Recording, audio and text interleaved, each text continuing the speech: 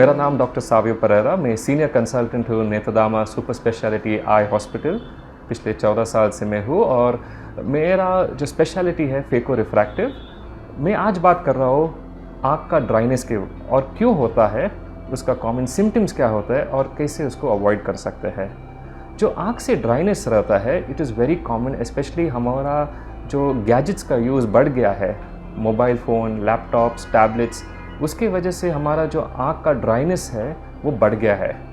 Basically हम लोग को ये अंडरस्टैंड करना है, जब भी हम लोग कोई स्क्रीन को देख लेते हैं, हम जो पलक जो झपकते हैं वो कम हो जाता है, उसके वजह से आँख में ड्राइनेस बढ़ जाता है, क्योंकि वो टीयर फिल्म जो आंसू रहता है वो स्प्रेड नहीं होता है। तो बेसिकली इसका क्या सिम्टम्स जो रहता है, patient complaints of pricking sensation जो रहता है, आँख में चुभन आता है, आँख जो है दर्द होता है, फोकस करने में प्रॉब्लम होता है, लंबे समय ले काम नहीं कर सकता है। तो ये जो है बहुत कॉमन प्रॉब्लम हो गया है, स्पेशली जब सब लोग के पास जो स्कूल्स में रहता है होमवर्क ऑनलाइन रहता है। कोविड के बाद तो सब कुछ ऑनलाइन आ गया है। तो मेन चीज़ जो है आपको प्रिवेंट करने के लिए कुछ स्टेप्स लेना है। तो फर्स्ट चीज़, अगर आपको ड्राइनेस है और या ड्राइनेस प्रोन टू है, आप कोई दवा ले रहे हैं जिसका साइड इफ़ेक्ट्स ड्राइनेस है, तो आप अपने ऑफ्थेल्मोलॉजिस्ट या आई डॉक्टर को एक बार मिल लीजिए। जो लाइफस्टाइल मॉडिफिकेशंस है वो बहुत ईजी है, वो सब लोग कर सकते हैं। मोस्ट इम्पॉर्टेंट जो है आप 20-20 रूल फॉलो कर लीजिए। इसका क्या मतलब है, हर 20 सेकेंड में आप पलक झपक लीजिए। इससे क्या होता है, आपका ब्रेक हो जाता है और टीयर फिल्म जो है वो स्प्रेड हो जाता है। दूसरी बात, जब भी हर 20 मिनट के बाद आप सिस्टम पे काम कर रहे हैं तो आप किसी दूर की चीज़ को देख लीजिए जो 20 फीट से ज़्यादा है। कोई भी झाड़ को देख लीजिए, बिल्डिंग को देख लीजिए दूर से, इससे आपका आँख को रेस्ट हो जाता है। देखना है कि कोई एसी या फ़ैन आपके आँख के ऊपर ना आए। और जब भी आप टू व्हीलर चला रहे, हेलमेट का वाइज़र नीचे रख दीजिए, या आप एसी में बैठ रहे, एसी का फ़ैन जो वेंट है आँख के ऊपर ना आए।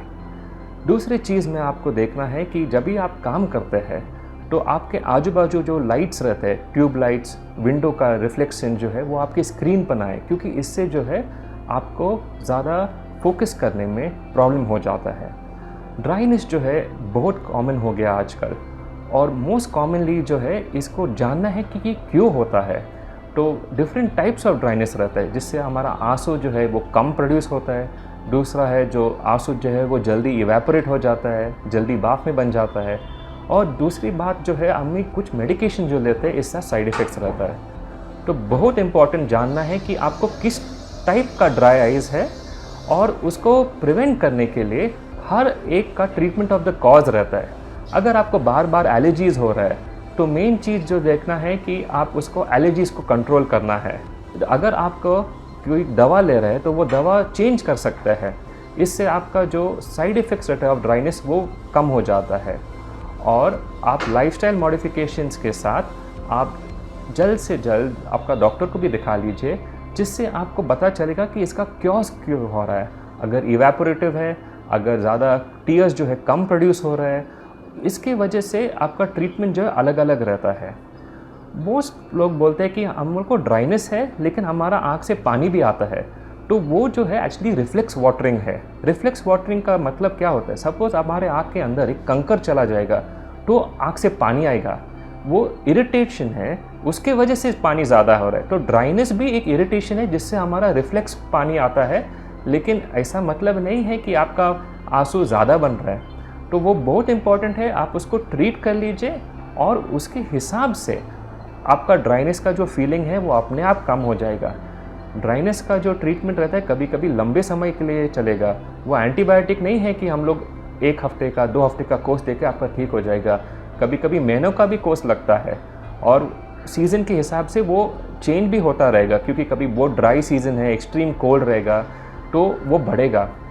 कभी कभी आर्थराइटिस पेशेंट्स में ये बहुत, जिनको तकलीफ़ है जोड़ियों में, ये बहुत जल्दी बढ़ जाता है ड्राइनेस। किनका स्किन में प्रॉब्लम रहता है, जिनको हम लोग एटोपिक डर्माटाइटिस, जिसमें स्किन बहुत ड्राई रहता है, उनको आँख में भी ड्राइनेस का ज़्यादा तकलीफ है।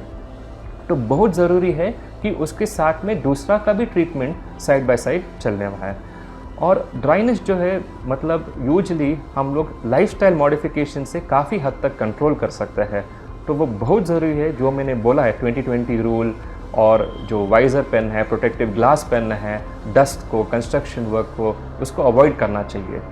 तो ड्राइनेस जो है इट इज़ पॉसिबल कि हम लोग उसको कंट्रोल कर सकते हैं और अपने डॉक्टर को भी दिखा लीजिए ताकि उसका कॉज पता चल सकता है एंड पेशेंट को ज़रूर बेनिफिट रहेगा।